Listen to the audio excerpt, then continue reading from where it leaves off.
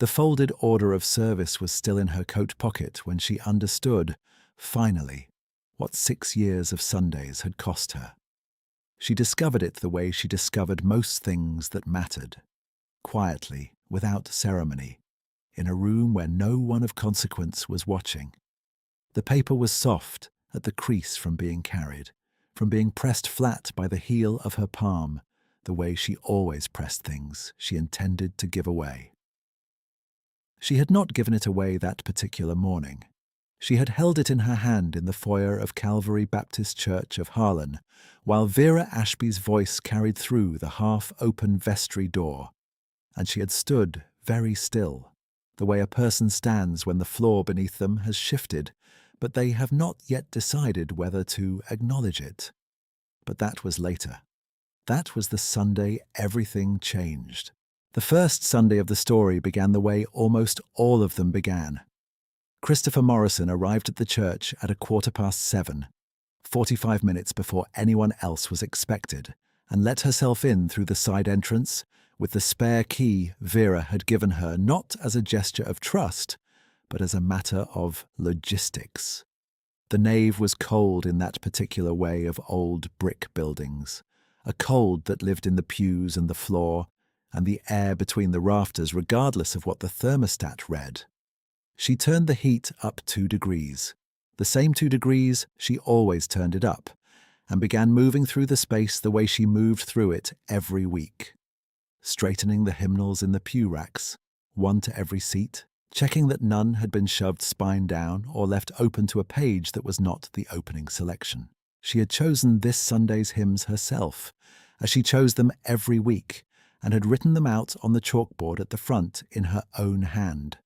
The numbers and the titles, the way she had been taught years ago by the music director at the church where she grew up, who had told her that a congregation sings with more confidence when they can see the name of the thing they are about to do.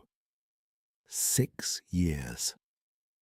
She had led the hymns at Calvary Baptist for 6 years, and in those 6 years, she had not missed a single Sunday except the one in November 3 years ago when the ice storm had closed the road. And even then she had called the church secretary before 7 in the morning to explain which hymns to use and in what order, so that whoever stepped up to fill the space could do it without confusion. She did not consider this exceptional. It was simply what she did. The position paid $80 a Sunday. She had never asked whether that was the standard rate, and no one had ever volunteered the information. The $80 was enough to matter, and not quite enough to constitute a living, which she suspected was precisely why Vera had set it there.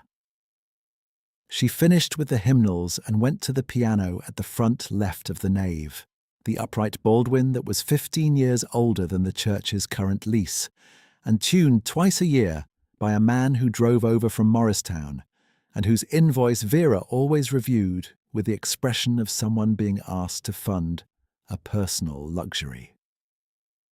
Christopher played through the first verse of the opening hymn without pedal, listening for the keys that caught, and found 2, the F-sharp above middle C, which had always caught slightly, and the D at the top of the keyboard that she rarely needed.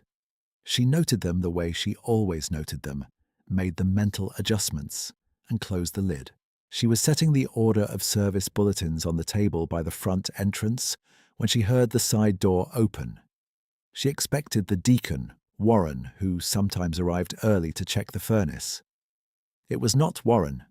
The man who came in through the side door was somewhere in his early 40s, lean, with the kind of composed stillness that she associated with people who spent time outdoors, or people who were accustomed to waiting. He wore a canvas jacket the colour of dried grass, work trousers that had been washed enough times to go pale at the knees, and boots with actual mud on them, which meant he had come from somewhere real that morning, not from a parking lot. He had a face that registered things carefully, she thought, without registering that it was registering them. There was a particular quietness about him that she noticed without resolving it, the quietness of a person who had learned, somewhere along his life, that the way to enter a room was to enter it without arranging the room around himself. His hands were ungloved and the knuckles were raw at the edges in the way knuckles get raw in the late stages of winter when a man works outside without minding it. And the watch band at his wrist, what she could see of it, was leather and worn, and not the kind of band that came with the sort of watch you bought a watch for. She said good morning. He said good morning back. His voice was low and even, the kind of voice that did not reach for a room. She asked if he was visiting with anyone in the congregation. He said no. She told him service started at 8:30 and that he was welcome to sit anywhere. He nodded and moved towards the back of the nave without looking at the hymnals on the table, or at the chalkboard or at the bulletins she had stacked by the door. And he settled into the last pew on the right side, nearest the wall, and folded his hands in his lap. She went back to arranging the bulletins and did not think about him again until the opening hymn, when she stood at the piano and looked out at the congregation that had gathered in the half-hour since and saw him still there in the back, not holding a hymnal, watching her with an attention that was entirely calm and entirely without performance. She looked away and played the introduction. She always played the introduction with both hands and then released the melody to the left and carried the harmony with the right on the repeat, a habit she had developed so the congregation would have something to hold on to. A clear line above the chords that told them where the phrase was going before they had to commit to it. She felt, while she played, the cold of the keys under the pads of her fingers, the small drag of the F-sharp, coming back, a beat slow, and the faint shift of attention from the back pew that she registered the way she had learned over 6 years, to register where in the room the listening was sitting on a given Sunday. The listening that Sunday was at the back. It was not the listening of a man waiting to be entertained. It was the listening of a man making up his own mind about what was happening in the room. And Christopher had been a church musician long enough to know the difference, and to know also that the second kind of listening was the kind that mattered. The singing that morning was uneven, the way it often was when winter lingered into March and people were still cold and tentative. She raised her voice slightly under the verses to give them something to follow, not to perform, just to lead. And by the third verse, most of the room had found the shape of the thing.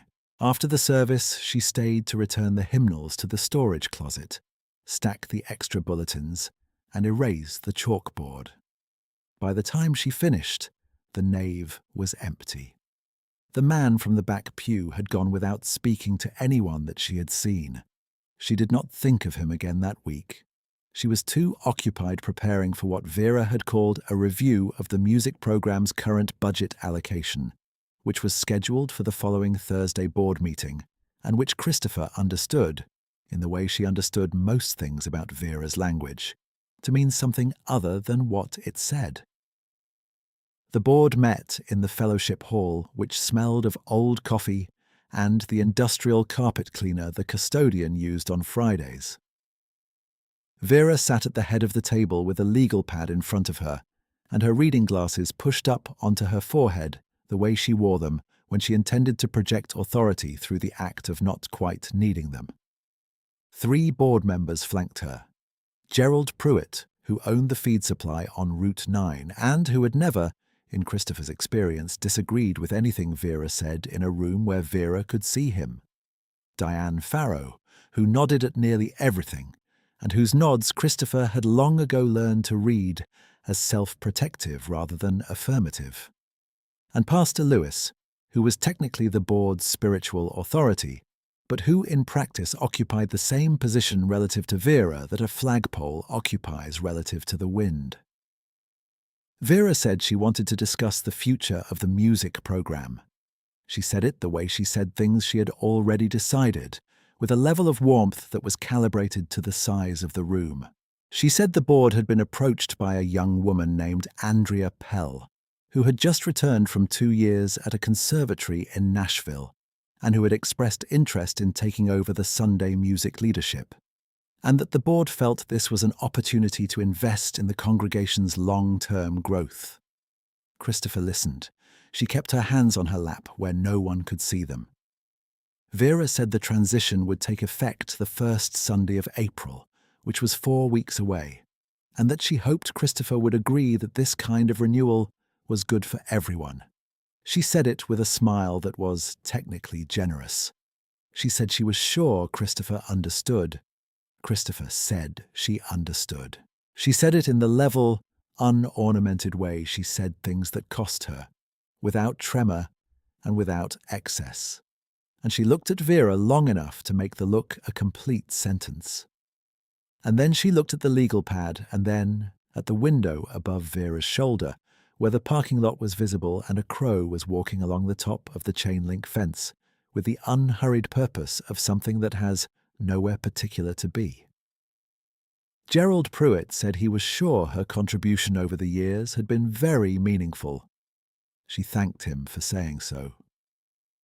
She drove home on Route 9 with the radio off, and the windows cracked, even though the temperature was still in the low 40s, because she needed the sound of the road and the air to do something with the feeling she was carrying, which was not entirely grief and not entirely something else, but sat in the chest the way things do when they are both familiar and newly sharp. The following Sunday the man was there again. He came in through the side door the same time as before, a few minutes before 8, while she was still running through the hymn selections at the piano. He wore different clothes this Sunday, but the same boots, which still had mud on them, or perhaps had mud on them again. She could not tell the difference at that distance. He went directly to the last pew on the right and sat down in the same spot he had occupied the week before. She watched him out of the corner of her attention the way she watched anything that recurred without explanation. He held no hymnal. He had not taken a bulletin from the table. She finished the run-through, stood, and went to the table herself. She took one of the extra bulletins which listed the morning's order of service and the hymn numbers, and she walked to the back of the nave and held it out to him without preamble. She said he might want one of these. He looked at the bulletin and then at her, and something in his expression shifted, though she could not have said precisely what it was. He took it from her with both hands. The two-handed acceptance struck her as unusual, the kind of careful courtesy a person was taught early and did not lose, even when the object was a single folded sheet of paper that did not require the second hand at all. His hands were brown and the nails were clean, and there was, on the inside of the right wrist where the cuff turned back, a small old scar in the shape of a horizon line. She noticed it the way she noticed the catch in the F-sharp, as a fact filed for later. He said thank you, and he said it as though he meant it, in a way that was more specific than courtesy. She nodded and went back to the piano. He followed the service with the bulletin. She noticed him once during the second hymn, glancing down at the numbers and then up at the chalkboard, and then forward, his lips moving slightly on the verse.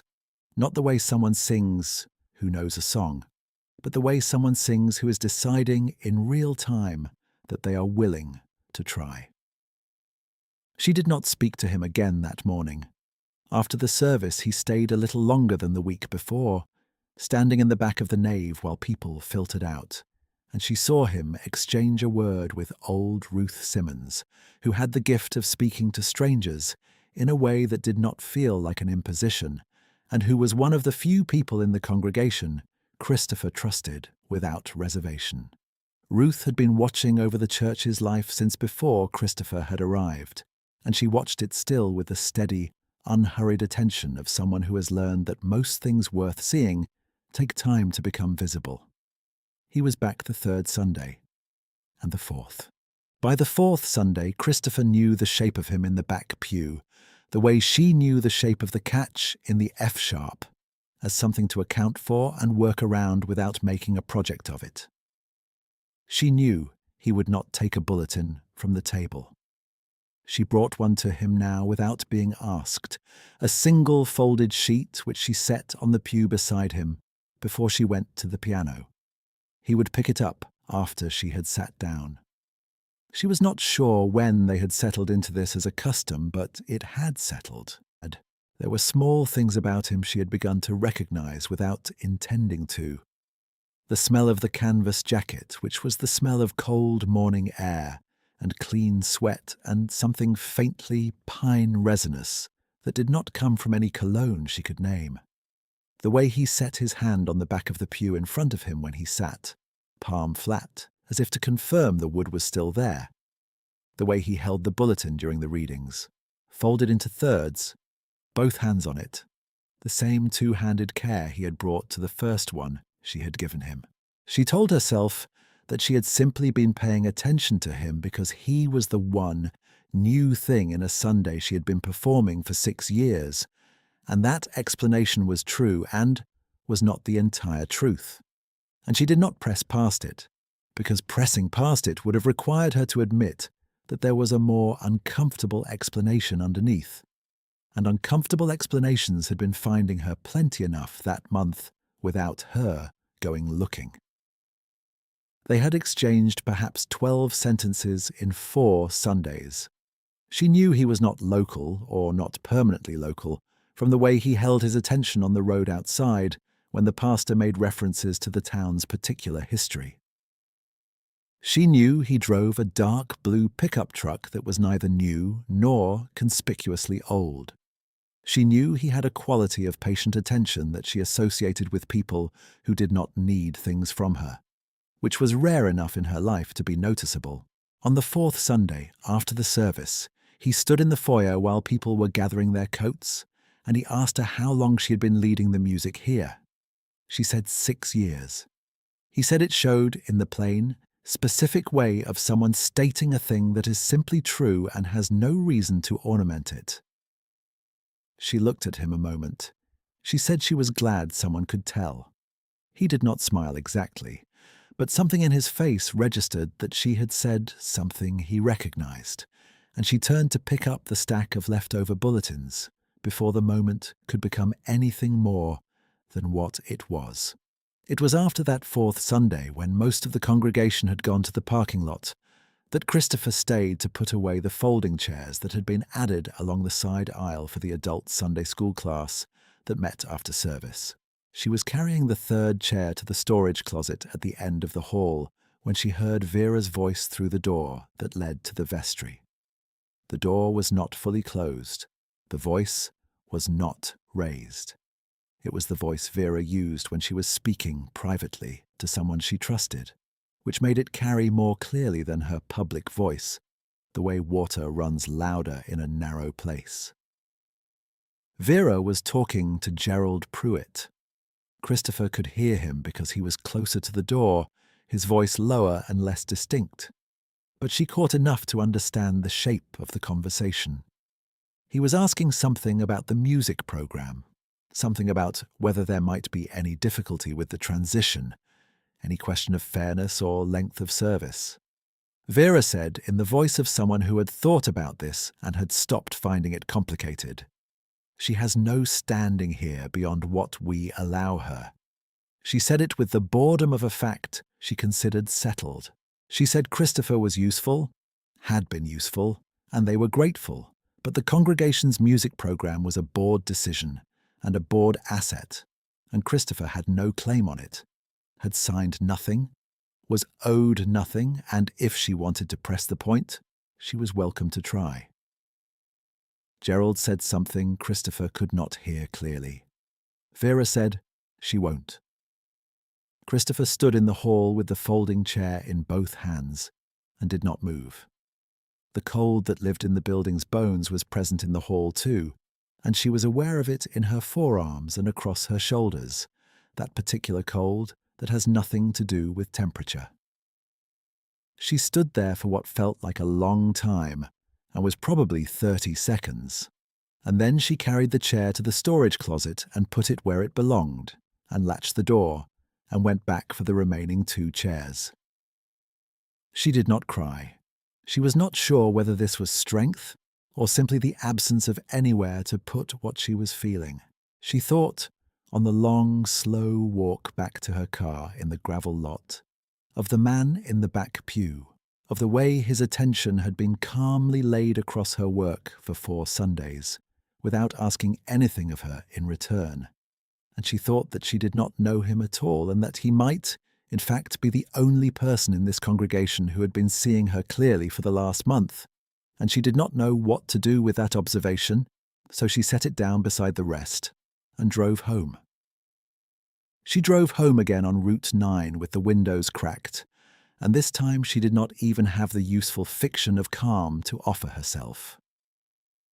Only the road and the bare trees, and the awareness that the thing she had believed, which was that her 6 years of steady, careful, unremarkable service constituted something real, had been corrected from outside without her knowledge, and that the correction had apparently been obvious to everyone except her.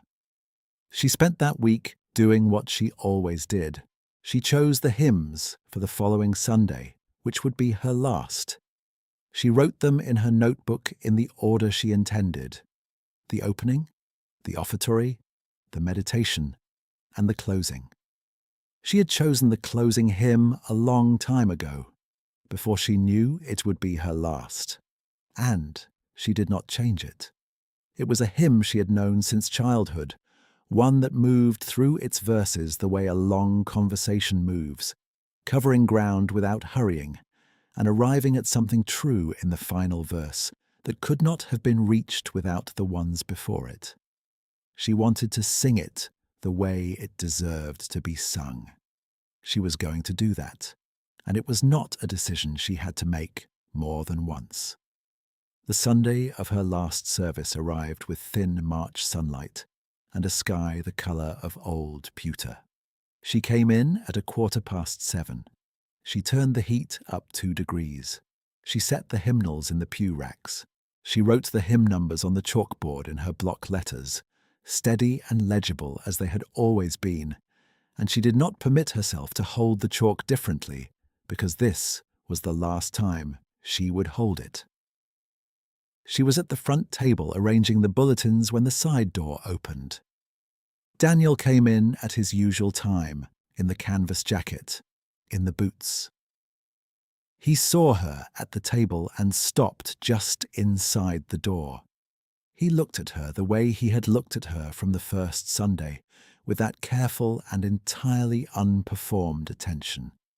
She folded one of the bulletins along the crease, a single precise fold, and carried it down the side aisle to where he was standing, and held it out to him. He took it with both hands as he always did. She noticed this time the way his fingers settled on the paper, careful at the edges, as though the paper had been printed for him personally, and he had no intention of creasing it further than the press had already creased it. She said it was good to see him. He said it was good to be here, and then, with the same plainness, more than most places. She heard the sentence land somewhere in the cold inside her chest, where Vera's voice had been living for the last week, and she felt the cold ease by some small, measurable degree. And she did not understand why it had eased exactly, but she did not waste the easing by examining it. She had no answer for that. That was as honest as what he'd said, so she nodded once and went back to the piano. The service was ordinary in every visible way. Pastor Lewis preached on patience, which Christopher found apt. The offering was collected by Diane Farrow, who wore a lavender cardigan and did not look at Christopher during the announcements when Vera, with the warmth of someone performing a gift, thanked Christopher publicly for her 6 years and wished her well in her next chapter, which was the language Vera used for endings she had arranged. Christopher sat at the piano bench with her hands in her lap and received the thanks with the same expression she wore when she was listening to something she intended to remember accurately. She nodded once. She did not smile in the direction of the announcement. Then the closing hymn.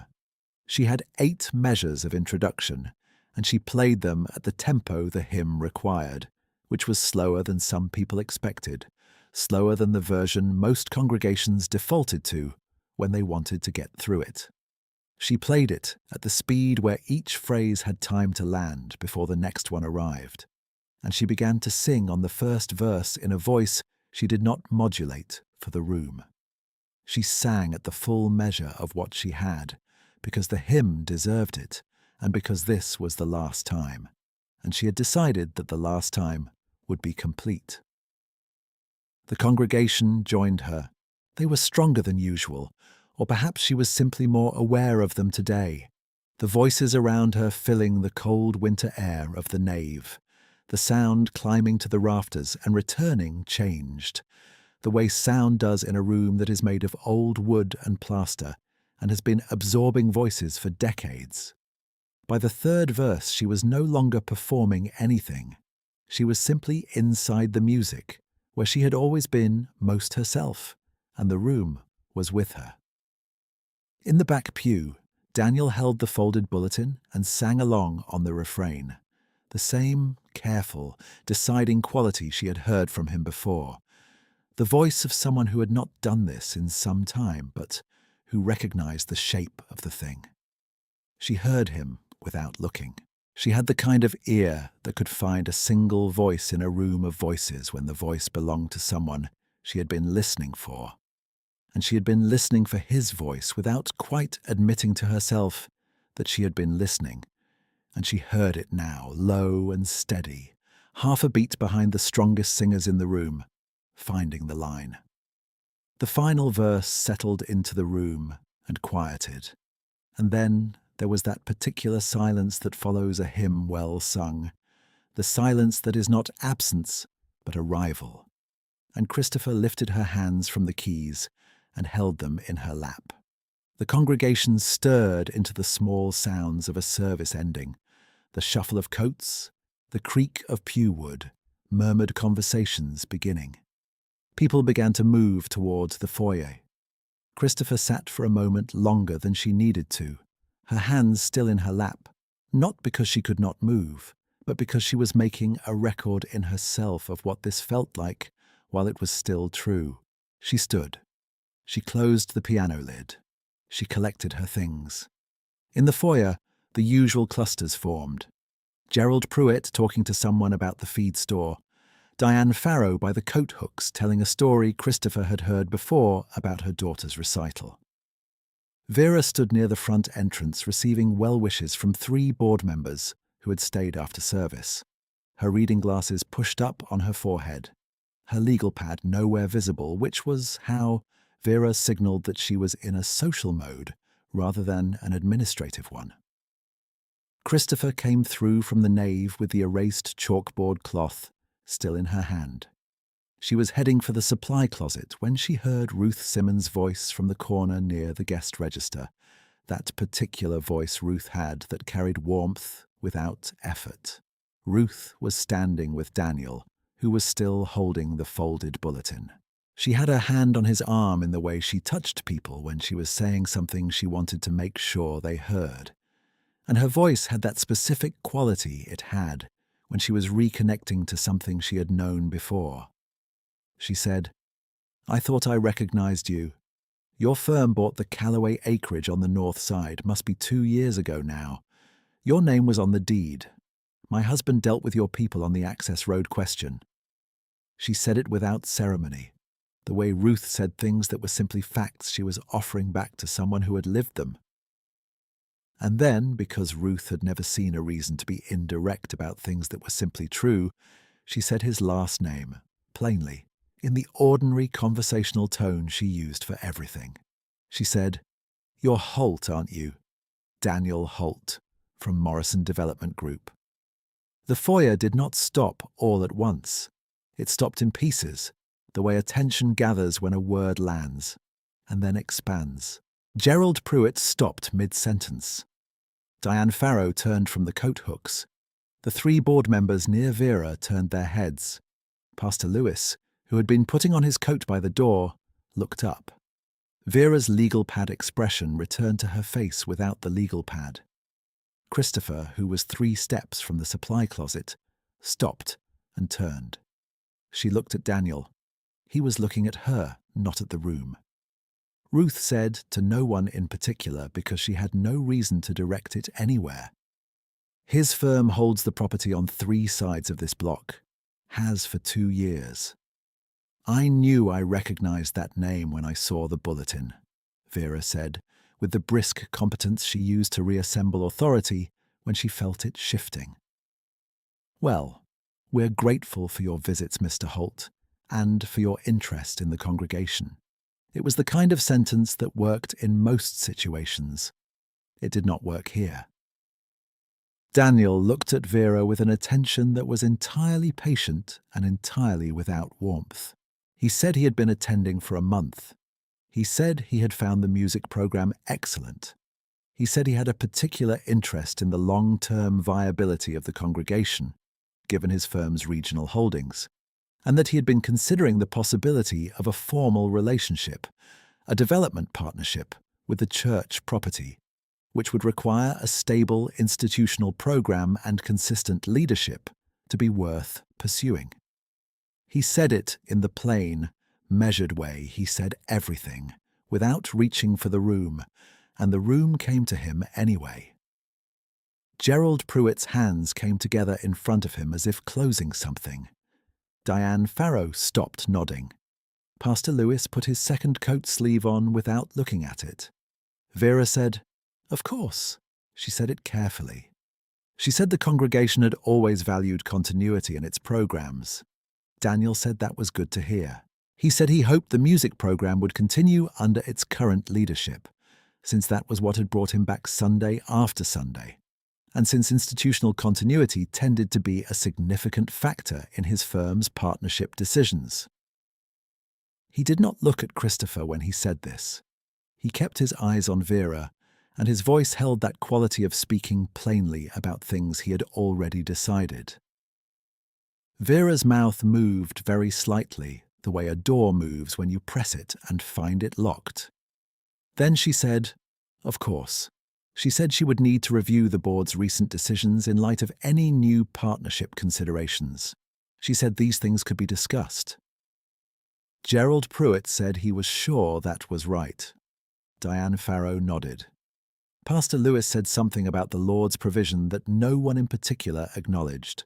Ruth, who had been watching all of this with the expression of someone watching a cup finally fill after a very long wait, turned to Christopher with the quietest of smiles and said, "I thought you deserved to know." Christopher did not know what to say to that, so she said nothing, which was its own kind of agreement. Daniel crossed the foyer to where she was standing. He was still holding the folded bulletin. He held it briefly at his side, and then he said, in that same low voice that did not reach for a room, "I should have said something sooner." She looked at him.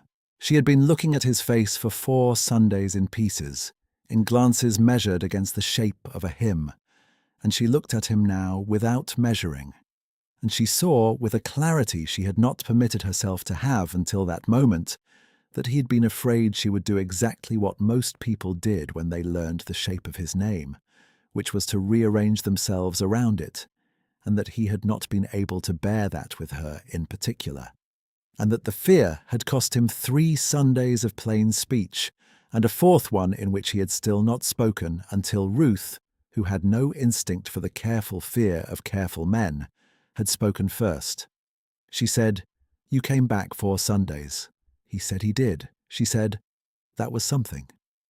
She was aware, at some peripheral level, of the conversations reforming around them, of Vera and Gerald Pruitt moving toward the fellowship hall together with the particular posture of people who had things to recalibrate in private. She was aware of Ruth saying something warm to Diane Farrow, and of Pastor Lewis making his way toward Daniel with the expression of renewed interest. She was aware of all of it the way she was aware of the cold in the building's bones, as a condition present in the background of everything. She was also aware that she was standing in the foyer of Calvary Baptist Church of Harlan, where she had stood on several hundred Sunday mornings, and that something in the room had shifted in the way that rooms shift when the truth they have been holding finally surfaces, and takes up its correct amount of space. There was no fanfare in this. There was no moment of triumph she could point to, no sentence she had delivered that turned the morning. She had simply been who she was, Sunday after Sunday, in a room where the wrong people had decided what that was worth. And then, on a morning that looked like every other morning, the room had been corrected by facts she had never sought and could not have arranged. She excused herself from Daniel and went to the supply closet and put the erased cloth away and latched the door. She picked up the remaining bulletins from the front table. She straightened the guest register that someone's elbow had nudged sideways.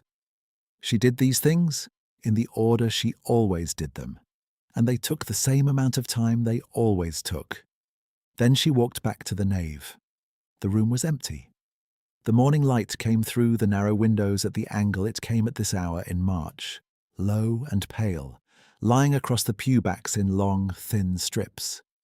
The piano stood at the front left with the lid closed. The chalkboard was blank, the hymn numbers erased from it, the surface grey and clean.